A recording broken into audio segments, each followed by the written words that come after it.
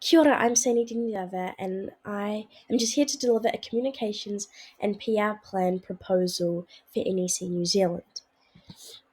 So, to provide background for this public relations campaign, we must understand the context in which this project is focused around. So, what NEC's operations are. So, NEC is a technology company that operates globally and, for the most part, in New Zealand works in processing and handling digital information. They have a large focus on biometrics, smart transportation, and communication. NEC's tech is used widely throughout New Zealand, used largely by the New Zealand government in law enforcement and airports, and as well as government identity verification. On top of this, biometric tech is used in banks, retail shops, and other gambling operations in the country. Biometric tech is the automated recognition of individuals based on their biological and behavioral characteristics, according to the International Organization for Standardization and the International Electrotechnical Commission. Knowing this, it helps set the scene and helps the organization understand their role as their role as a company and how they play a role in the lives of New Zealanders. Knowing this, they want to have a positive reputation and positive image in the public eye. So NEC's objectives of this campaign are to tackle the public's perception of their technology and change the negative rhetoric and discourse around biometric tech and facial recognition, as the current narratives and rhetorics circulating that are outdated and biased, and they cite sort of outdated research and portray biometrics to be a threat to the public instead of something that is really beneficial. So the messages that NEC will want to send must be targeted and tailored to the people that interact with this biometric tech, which is a large amount of the New Zealand public. So we have to identify our key audiences to address in this communications campaign. These have been identified as the New Zealand public, some non-government organisations, and the New Zealand government. The public is obviously a really large audience to target in this PR campaign, as they are the audience that interacts with this technology the most. Again, they're at the banks, they're in the retail shops, they're at the airports.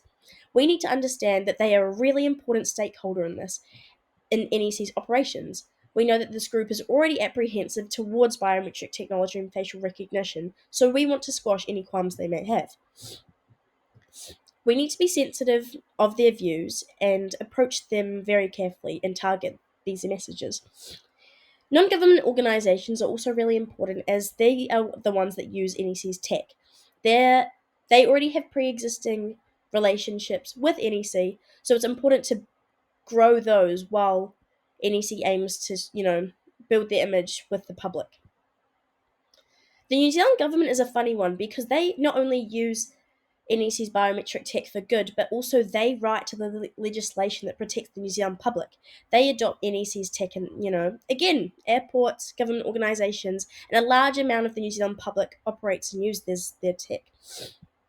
But they are really key in holding NEC accountable, and they write legislation that protects the public and whilst also using their technology. So they sort of hold a bit of an odd middle ground. So the messages and content distributed will aim to tackle NEC's objectives, and these objectives are set to help frame the intended outcomes of this campaign. So NEC's messages include reinforcing their ability to protect and secure individuals' personal data, stress users' self-sovereignty, and then also promote their innovative and ethical use policies to address common misconceptions surrounding their campaign. A really good way to visualize this all is through a message map, and we can see a brief outline of one of here on the slides. So these stress that data is safe and secure, users have control over their own data, and that NEC are committed to innovation and honesty. Another key element in this messaging would be to provide updated and credible data from reputable clients. This would be Kiwi Bank, New Zealand Rugby, or other retailers. This is to fight against the outdated rhetoric and decrease skepticism. Being aware of the previously mentioned audience and intended messages that NEC has can help them form strategies and tactics that the organisation will use to appeal to these groups. Mixed media and messaging is a great way of appealing to the greatest number of people, and this can be done online through infographics, videos, direct emails, or features in online tech forms or any form of social media. Or they can appeal to the public and these audiences through hosting events, trials, stunts, activities, or just participating in conferences.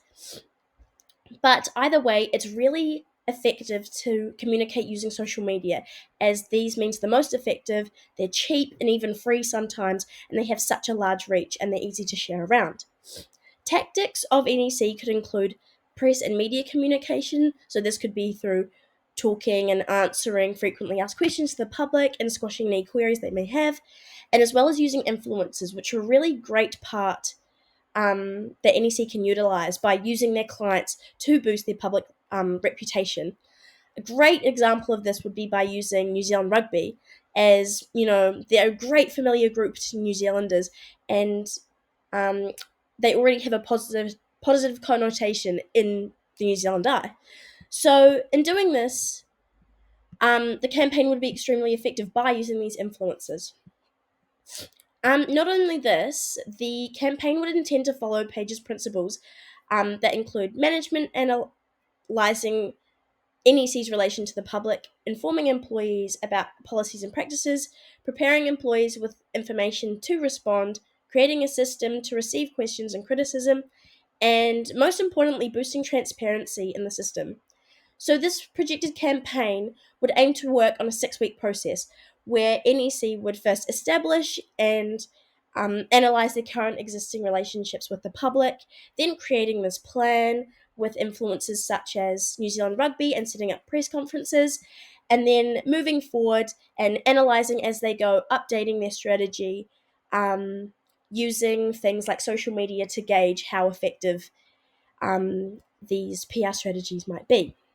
In doing so, they can also pivot their approaches and sort of gauge what's working and what's not. Having a time frame like this will also be able to create a realistic outlook for achieving their objectives. In the case of crisis response, where NEC may be accused of selling facial recognition technology, a swift and strategic crisis communications plan is critical. In this situation, not only the response is critical, but the content and tone in which it's delivered is key, and can ultimately, make or break existing relationships. So a key in this is being proactive and not reactive, which is why following Page's principles in public relations campaigns helps to address where to move going forward. So a hypothetical approach could be acknowledgement, communication, engaging and responding, and also evaluating. So this first stage of this would be acknowledgement. So the strategy for NEC would be to provide an official statement where they provide an immediate, factual, and concise statement acknowledging the circulating claims and confirming that an internal investigation would be underway.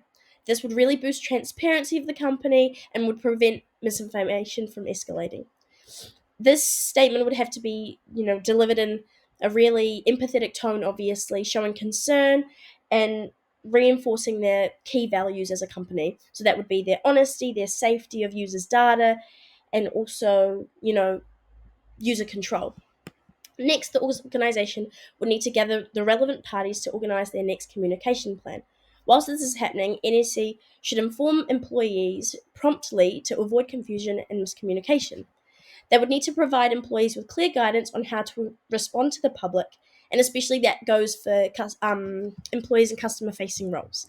So providing employees with this internal information acknowledges the concerns and prevents the spreading of any other misinformation.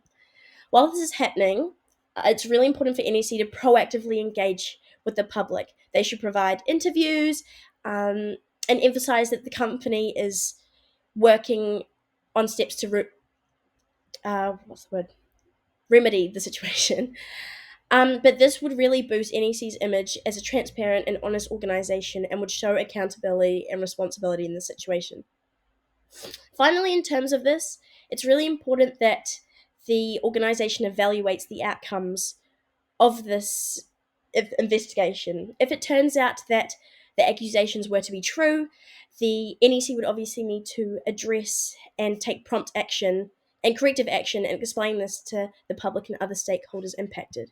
This again would boost sort of the sense of transparency and would pair well with follow-up communication and public updates.